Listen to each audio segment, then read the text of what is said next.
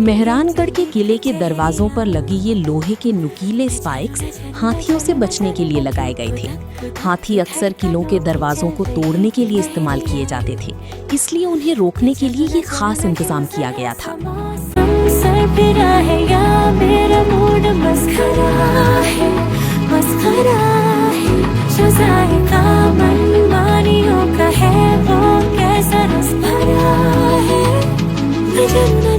जानू ना क्यों हजारों गुलमोहर से भर गई है ख्वाहिशों की टहनियाँ। मैं जानू ना क्यों फुदक फुदक के धड़कनों की चल रही गिलहरियाँ। मैं जानू ना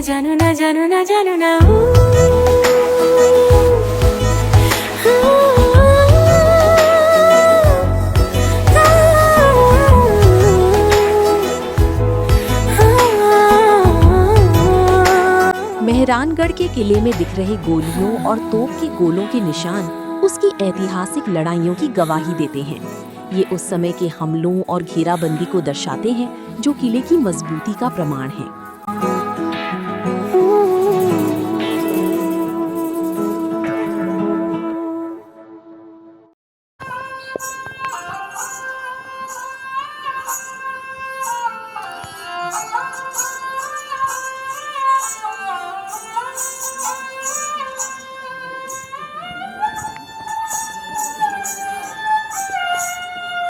राजस्थान के किलों में जो यंत्र शहनाई जैसा बजता है वो सुरनाई या अलगोजा हो सकता है। इसे बजाकर लोक कलाकार अक्सर दर्शकों का मनोरंजन करते हैं और उनका आशीर्वाद मांगते हैं।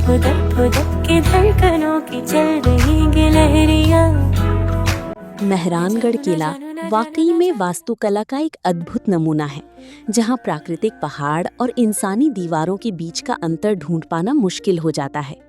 इसके इतिहास और बनावट के बारे में दो मुख्य बातें ये हैं। पहाड़ और किले का मेल, ये ऐसा क्यों दिखता है? राव जोधा ने इस किले को चिड़िया टूंक पहाड़ी की प्राकृतिक और ऊबड़ खाबड़ चट्टानों को काटकर बनाया था।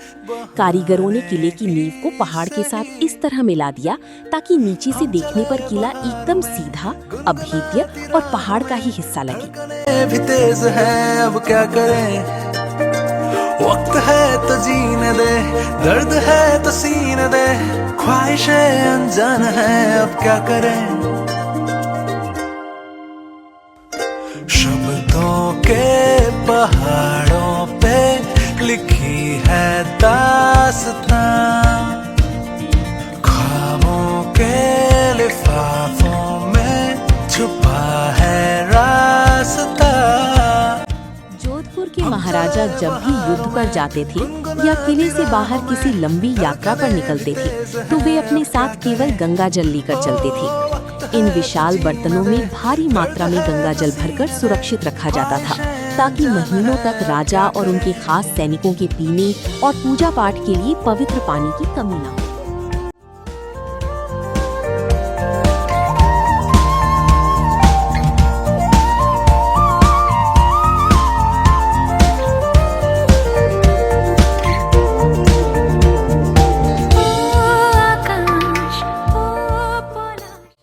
आंगनों की दीवारों पर जो बारीक नक्काशी आप देखते हैं वो जोधपुर के स्थानीय लाल बलुआ पत्थर रेड सैंडस्टोन पर की गई है। ये पत्थर इतना सख्त होने के बावजूद कुशल कारीगरों ने इसे लकड़ी या मोम की तरह इतनी बारीकी से तराशा है कि पत्थर भी रेशम जैसा दिखने लगता है। इसे जोधपुरी झरोखा शैली कहा जाता है।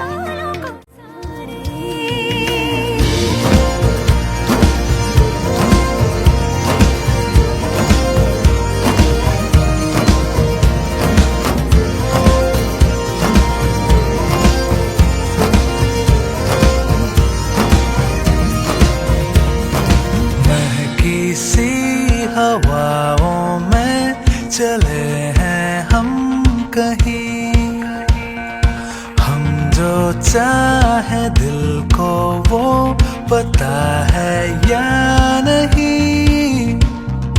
हम चले बहारों में गुनगुनाती राहों में, धड़कने भी तेज हैं, अब क्या करें। ओ वक्त है तो जीने दे, दर्द है तो सीने दे, ख्वाहिशें अनजान है, अब क्या करें। मेहरानगढ़ किले के शस्त्रागार में कई ऐतिहासिक तलवारें हैं, जिनमें सबसे खास राव जोधा की खांडा भारी दोधारी तलवार और मुगल बादशाह अकबर व शाहजहां की बेशकीमती तलवारें शामिल हैं, जो जोधपुर के राजाओं को उपहार या युद्ध के गौरव के रूप में मिली थी।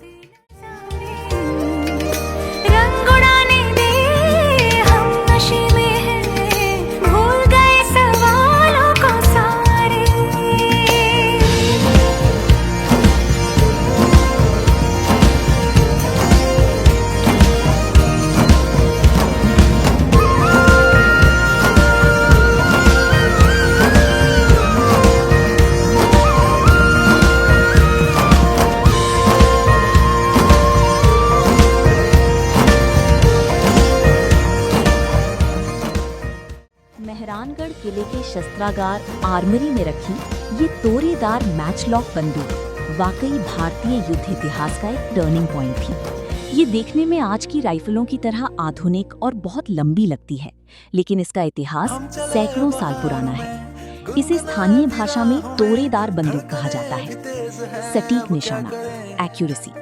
उस जमाने में आज की तरह गोलियों के अंदर बारूद नहीं होता था।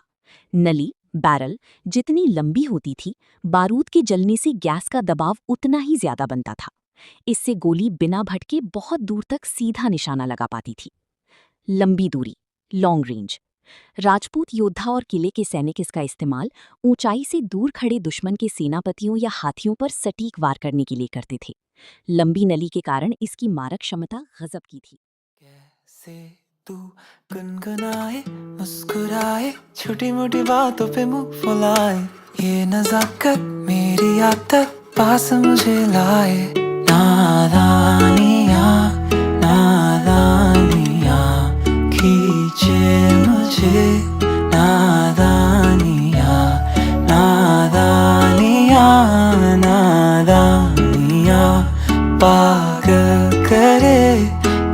तेरी हर अदा, शामों सुबह मैं तेरी याद करूं, तेरे ख्यालों से मैं बात करूं।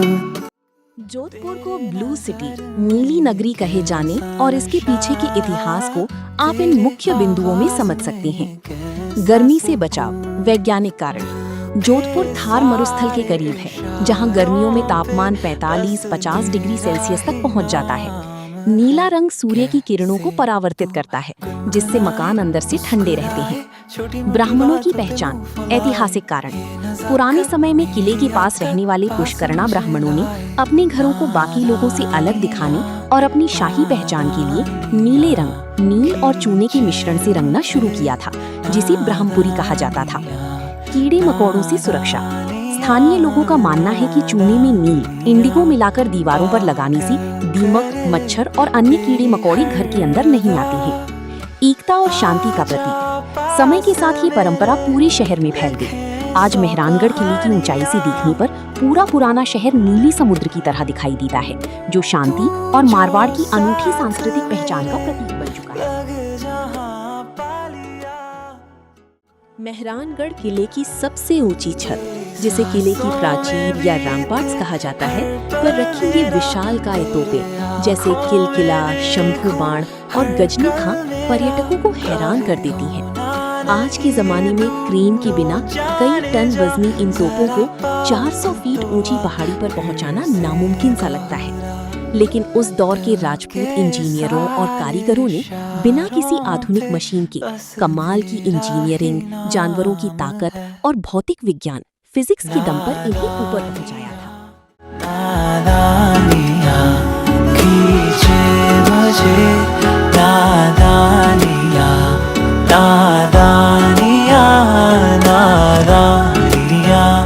पागल करे तेरी हर अदा।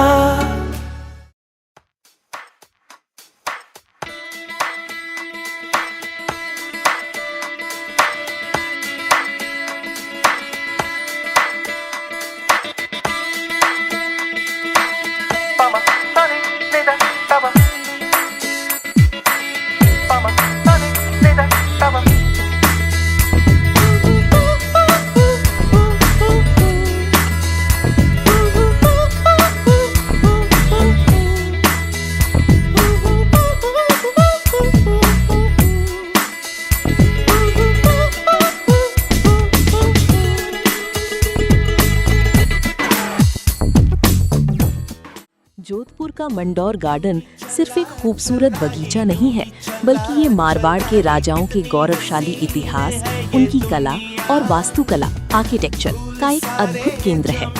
मंदिर जैसे दिखने वाले ये ढांचे क्या हैं? हिस्ट्री ऑफ देवल, जिन्हें हम मंदिर समझ बैठते हैं, वे वास्तव में मारवाड़ के राठौड़ राजाओं और रानियों के स्मारक, मेमोरियल्स हैं। राजपूत संस्कृति में राजाओं की मृत्यु के बाद उनके अंतिम संस्कार वाले स्थान पर उनकी याद में स्मारक बनाए जाते थे, जिन्हें छत्री या देवल कहा जाता है। महाराजा अजीत सिंह का सबसे भव्य देवल, यहाँ का सबसे ऊंचा और आकर्षक स्मारक महाराजा अजीत सिंह का है। ये 4 मंजिला है, जिसमें बारीक नक्काशी की गई है और ये देखने में हूबहू किसी विशाल भव्य मंदिर जैसा लगता है। महाराजा जसवंत सिंह प्रथम का देवल, ये भी स्थापत्य कला का एक बेजोड़ नमूना है, जिसे देखकर उस दौर के कारीगरों की कला पर गर्व होता है। मिलने को है कोई कहीं अब तुझसे,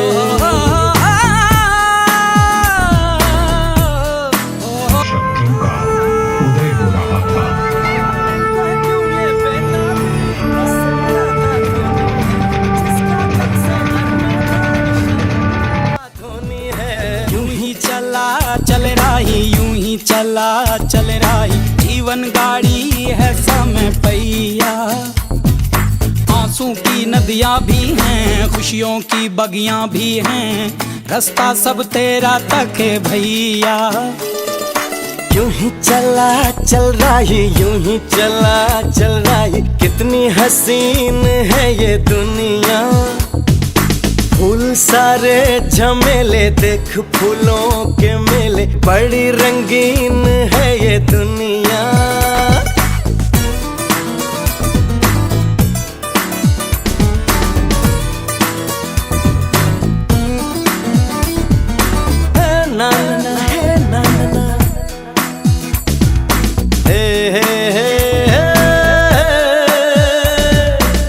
देखो जिधर भी इन राहों में रंग पिघलते हैं निगाहों में। ठंडी हवा है, ठंडी छाँव है, दूर वो जाने किसका गाँव है। बादल ये कैसा छाया, दिल ये कहाँ ले आया, सपना ये क्या दिखलाया है मुझको। हर सपना सच लगे जो प्रेम अगन जले।